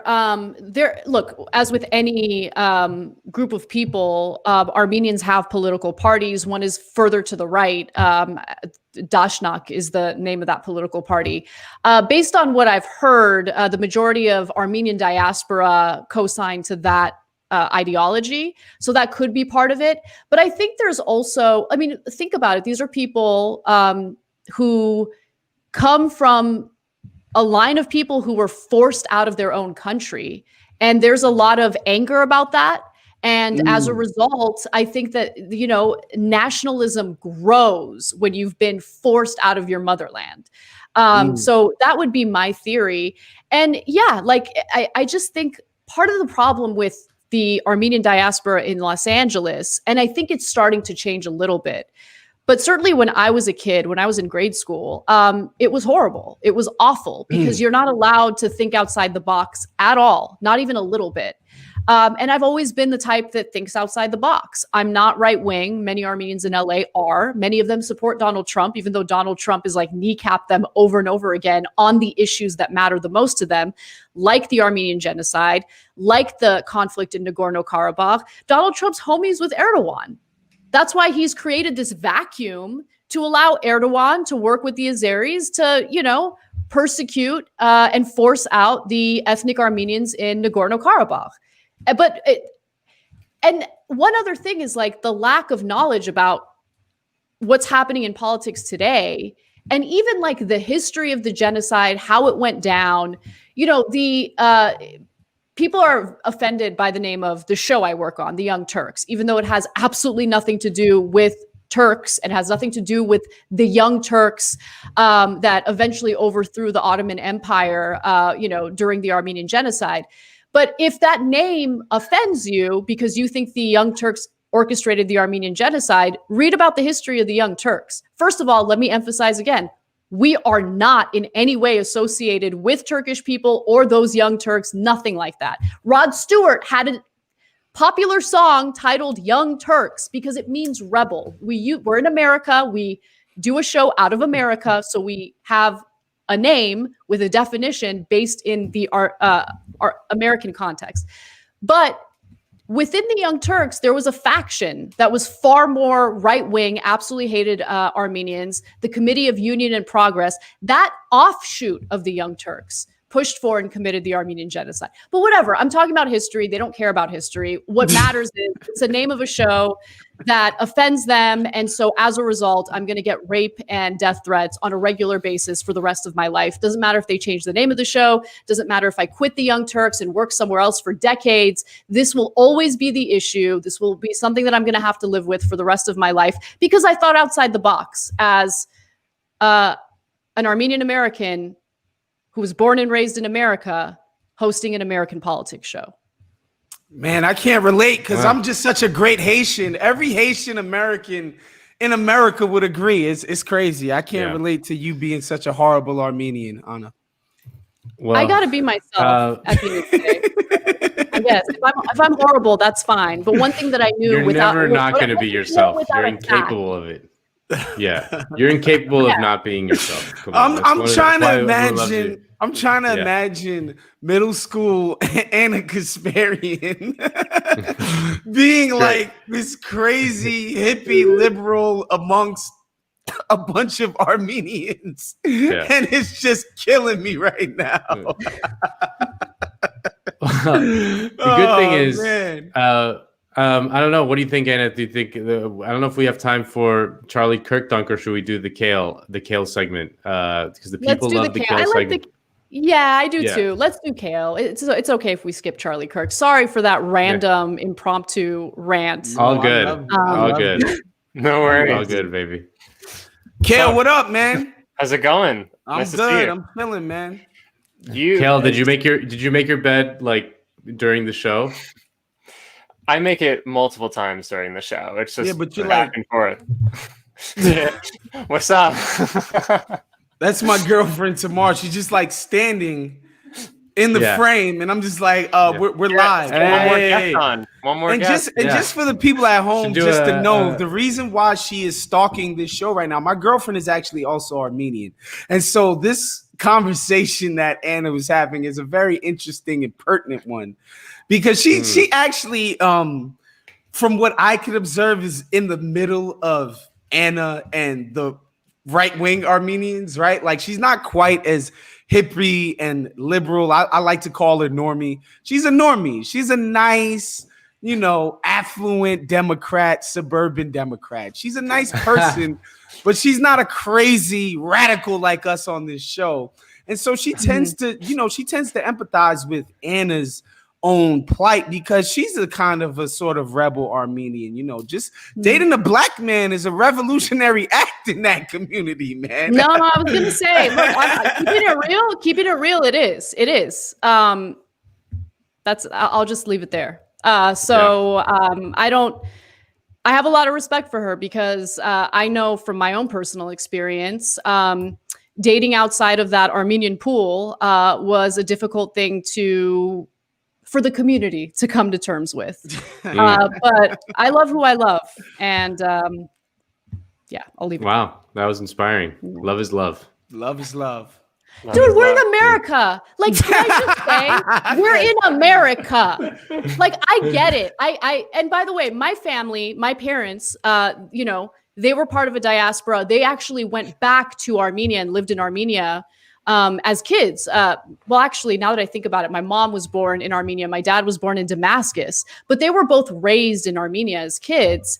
And of course, this is way after the genocide happened. So they could have stayed in Armenia. I tell my parents this all the time, but they came to America, to LA, like one of the most diverse places in the United States. And you're going to tell me like, oh no, you need to stick to an Armenian part. No, but there's this hot ass Cuban, right? Like he's pretty hot. Sashaying that hot booty like right in front of me. Like, what am I gonna do? I'm gonna say no to him? No, I'm not gonna say no to him. I love him. Anna, you were making Miami me male blush, right? Cubans have like as nice of asses as like any ass you could ever have. Like the Miami male Cuban ass is like a thing. It's true. It's definitely it's why they're such good baseball players. Oof. Yes, it's true. It's true. But they're also great people. Like, I mean, obviously I fell in love with my husband for reasons outside of his physical attributes. But my point is, and I get the desire to like stick to your own people, especially since we're persecuted people. You get what I'm saying? So you want to multiply, you want to increase your numbers. I understand that, but I'm not going to live every moment of my life based on what happened to Armenians a century ago. I got to live my life and do what makes me happy. And my husband makes me happy. He just happens to not be Armenian, and that's okay.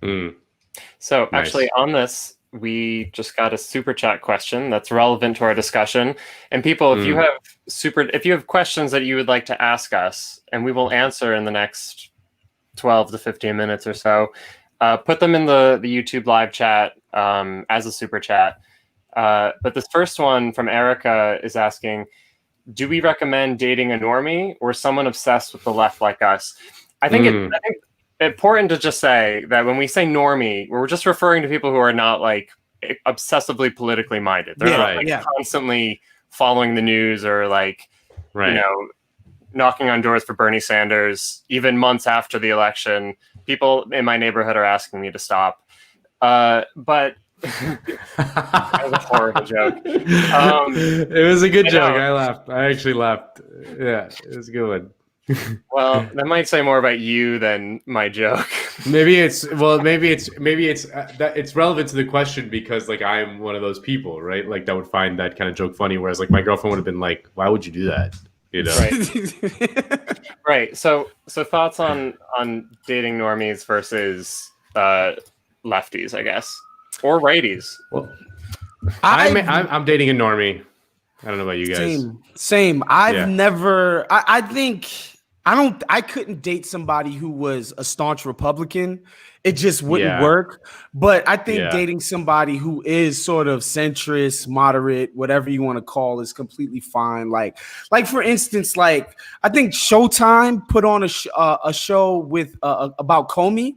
Like I can't watch that. I'm too impassioned and enraged. I can't watch that dispassionately. So it's good to be around somebody who can see things that are, you know, sort of overtly political and watch them dispassionately and move about their day. Certain things I get too riled up and passionate about. I think it's better that my significant other can be calm about things that relate to politics, honestly. Like this. So last night was very cute. Like right before we went to sleep, my girlfriend just asked me, she like very earnestly, she goes, "Nando, what's the deep state?" Like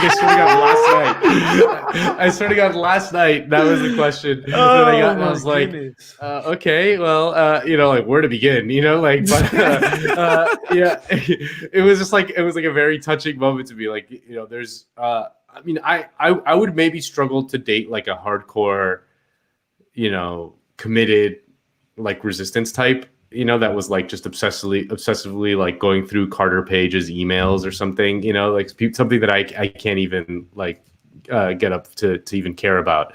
I would maybe struggle with, but like I'm dating someone who's not incredibly political, just kind of, you know, aware of more or less what's going on, but doesn't obsess over the news or anything like that the way I do. Nando, I think you missed some pretty obvious pillow talk. I think because you're not a normie. No, I know. I mean, I thought about like, oh yeah, I can go extra deep if you want, you know, like yeah. So there's these guys called the Dulles brothers, right? Yeah. Deep state talk. That's hilarious. That's just hilarious. So sexy. Great. Yeah. What's the deep state? Yeah. You know, so like my partner was apolitical when I met him, which I liked. But his family's not apolitical. They're Cubans in, you know, South Florida, and of course lean to the right. And so that's been a little bit of a tricky situation, right? Because now that he's with me and he hears my segments and knows what my arguments are, he's certainly way further to the left than anyone in his family. And so like that, Michael Brooks was supposed to have like a conversation with him about what happened during the Cuban Revolution. And I'm so sad that never happened. So Michael had agreed to do it, you know, a week or two before he passed away. And so after he passed away, I was like looking for videos of Michael talking about the Cuban Revolution. There were a few with Bashkar. And so I made him watch those because, you know, a lot of the commentary he hears about the Cuban Revolution is from the perspective of Cuban refugees. So yeah, I mean, I like normies and apolitical types in my personal life because I work all day, every day. And so it's kind of nice to get a little bit of a break from politics. Right. Nando, were you going to say something? You were... No, I mean, I just like I'm from Miami, so I understand the propaganda. Like, it's not uncommon to hear in Miami some things like comparing Castro like on the same exact moral plane as Hitler. Like that's very common. Yeah. Like it's like he's Hitler to us. He's the exact same thing, you know. Right. So I understand where that kind of indoctrination comes from. Can I share a quick story with you guys? Because it really does emphasize that indoctrination. So there was a period of time where Cenk was living in Miami. He was working for Whammy. He was on Whammy. Whammy in Miami, right. baby. I remember that. Yeah. So he shared this story a few times actually about the Elian Gonzalez era, right? They wanted to send. So Elian Gonzalez's family in Cuba wanted him to come back to Cuba. I don't remember the exact story. I think while trying to get to the United States, the family member he was with didn't survive, but he did. Yeah. But long story short, his Cuban family in Cuba wanted him to go back to Cuba. Cubans in Miami were against it. So there was this mass protest happening in Florida. And Cenk was of the mind that, well, his living family members in Cuba want him back in Cuba, so they should send him back to Cuba. Big mistake, Cenk. Well, no, his father. It was most importantly, it was his father. Like his mom died. His mom died on the trip. His mom died. Yeah. And it was his father who wanted him back in Cuba. Right. And it was his aunt in Miami who was like, no fucking way. So it wasn't like there was two competing uncles and aunts. It was like his literal father was the one that wanted it back. So that's the important context there. Yeah. So Cenk, ever the provocateur, shows up to this protest as the one person who thinks Elian Gonzalez should be sent back to Cuba, and they start beating him up. He had to be saved by the cops there. The cops had to save him because they all ganged up on him. The whole Elian thing was a big part of my childhood, obviously, and it was I remember perfectly the stories that came out. It was so he came over on a raft or whatever, and his mom died on the way, and then he was alone on the raft. And the stories that were people told themselves was that a pack of dolphins surrounded the raft and protected Elian from the sharks that were circling and stuff like that. He was he became almost this kind of Jesus figure at the time. And I remember it's hard to describe just how big of an issue this was at the time. It was crazy. Even in New York, it was a huge thing because obviously in New York we have a lot of a huge Latinx population, and there's a decent amount of Cubans too. So it was a huge story in New York. But I'll tell you guys what I remember about the Elian story. I remember basically he had the option of staying. If it had it not been for his father wanting him back in Cuba. And then I remember maybe a few weeks or a few months later, some Haitian refugees washed up on shore and they just sent them right back. Oh, they sent him right back. Yeah, they sent him right back. Get your ass back to Haiti. That's the amazing thing. Whenever I hear Republican Cubans in South Florida utter any anti-immigration commentary, it makes me want to rip my hair out. Because it's what do you think made you so special, right? You get to show up and you get amnesty. It's amnesty, right? Well, they just can't it's wet foot, dry foot, one foot on dry land, and you immediately get papers. It's a path to normal immigration status. Yeah. So they just. And I'm talking about a very specific group of people. They just think no, but we're special. We get to just show up and immediately get accepted as U.S. citizens, whereas every other immigrant, especially people coming from impoverished countries, gets turned away. In the case of Donald Trump, all of them immediately get prosecuted, even if they're seeking asylum. It's a blanket policy. It's just... It's frustrating. And another thing, because a lot of things you'll hear from the sort of refugee Cuban immigrant community is, they found freedom in America. Mind you, these people, many of these people, the first generation of people that moved over here after the revolution moved into Jim Crow, Florida, right? But they Yeah. called it freedom. You know what I'm saying? Like it was like no freedom for them, obviously not, you know, but it's just one of those things. I'm somebody who rolls my eyes at the entire just discussion, that discussion, because I'm just like, you know, you guys get to access whiteness, so obviously you don't feel like immigrants, you get to be white, so you know, that's just what that is. Yeah. Anyway, Kale, who are you dating? Who are you seeing now? I'm not actually at the moment. You hear that? You hear that, viewers? Yeah, he is available. yeah. Slide into the DMs. Maybe throw in a super chat. Maybe super chat into Kale's DMs. You know, like he might respond. Yeah. Use the super chat function, folks. Kale is bright red right now. Look at him. Oh, Kale. Oh, I'm sorry. On the discussion of normies, I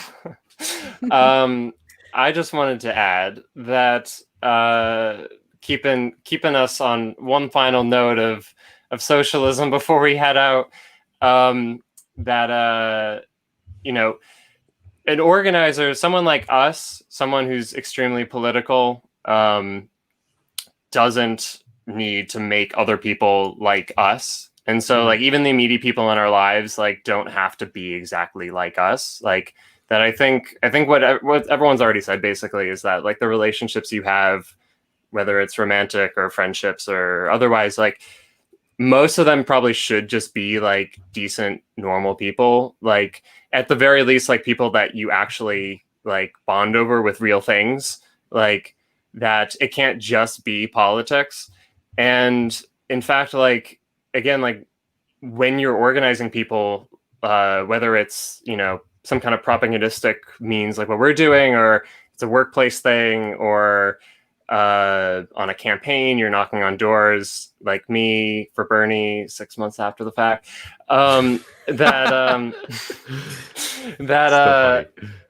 Thank you.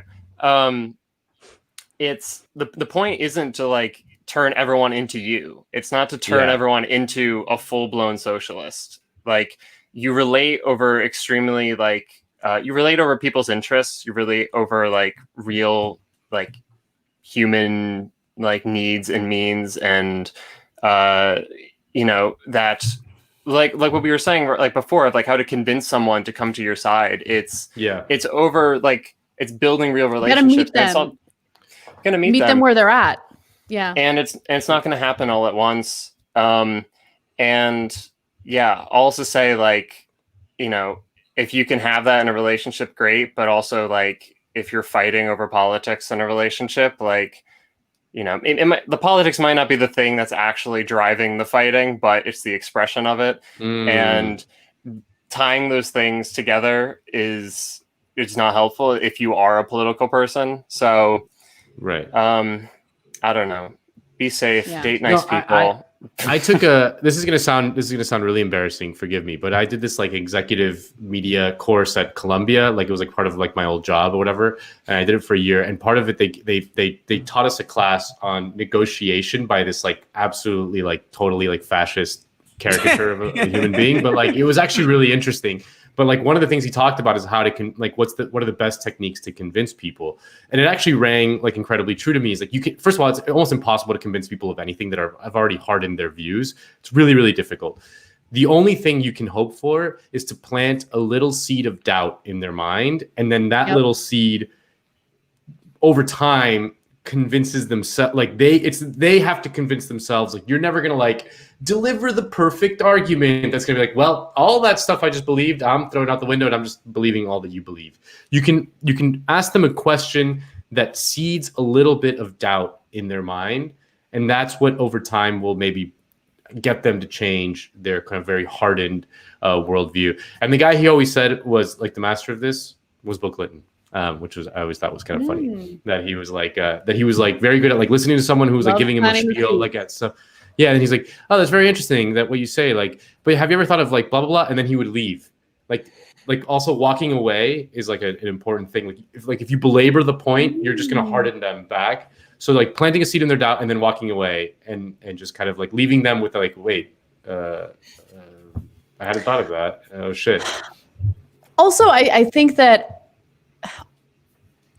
almost apathetic messaging is more effective than passionate messaging. Because I feel like psychology, like human psychology, and I could be totally wrong about this. If someone comes at me with like an impassioned argument, Desperate. that goes Nobody against likes something I believe, desperate. yeah, it comes It's across as unattractive. like, I'm sorry. Yeah. Being desperate and foaming at the mouth is unattractive to people. People can just sense the desperation. It's just like, yo, chill, relax. yeah, and that's why, like, out of everyone who would argue with me about capitalism, Michael's approach was the most effective, because Michael, he really was one of the best broadcasters, because he never came at you with like, he was never judgmental, first of all, met you where you're at, and didn't come at you with like this hyper impassioned, like angry rant. He just kind of like, he planted seeds. He definitely planted seeds. And he would make people want to learn more on their own. And then once you start doing your own reading, independent of like, you know, the mainstream narrative on things, you can't help but accept what the reality is, right? We live under a system that, like, the inequality we're experiencing is not a bug, it is the feature. This is what capitalism does, and there's no escaping it, you know? And believe me, other people tried to have the same conversation with me. They just approached it differently. And it made me want to reject them outright when they came at me with like a judgmental tone, antagonistic tone, or even an overly passionate tone. Just have a conversation with me. I'm a reasonable person. But if you're trying too hard, you're coming across as super desperate. You're right, Woz. I'll just immediately dismiss them. Yeah, you have to know your audience. You have to Definitely. Be willing to like convince someone that it's not going to be instant. One thing I wanted to, because I was just reading this recently, more kind of on the workplace side of things, is this great book called The Emergence of a UAW Local by Peter Friedlander. And it's kind of an ethnographic study, but it's basically like how a couple individuals... Oh, is it an ethnographic study, Kale? It's an ethnographic study. Okay, cool. I love Kale so much. You're so smart. Like, you're such a catch, Kale. Well, okay, I'm glad you said that. Kale I is was a like, catch. what the Kale is not only looks, ethnographic but study? brains and brawn. All total package. I thought I was the only idiot on the call. I was like, I do not know what an ethnographic study is. Yeah, I don't think you know what ethnographic study is. Tell us. It's about some people, and they're not all the same, and they come together around their shared class interests, and they form a union. And if only we could do more of that. It's a really good read, and I can assure you, Woz, that you're not the only idiot on the stream by far. But, the other one is me. No, not at all. No, we have the best people, guys. We have the best people. Don't we, best folks? people. Everyone, With the best people are belts. saying it. I'm not wearing a belt. I need one of the Trump belts. You know, the Trump military belts. People the want greatest that fashion note. designers. On that note, we should All probably right. wrap. But Yeah. people, super chat questions next week, because we got to get Nando a belt. Everyone's got to get the big beautiful belts. The Big, beautiful Gucci belts. All right. Well, thank you to Woz. Make sure you check out his work over at The Athletic. Woz, where can people find you on social media? BIGWOS on every single social media platform. I tend to tweet about sneakers and NBA, and sometimes I'll get into some Let's go, politics Heat. stuff. The other night I watched my best friend's wedding. I live tweeted that. Julia Roberts plays Satan incarnate in that movie, but it's a very subversive rom-com. I encourage everybody to watch it. But that's what you can find when you follow me on social. Sounds fun. I'm a fun guy. What can I say? You are. You definitely are. All right. Thank you, everyone, for watching. As always, we'll be back next weekend with another episode of Weekends. Have an awesome week. We'll see you soon.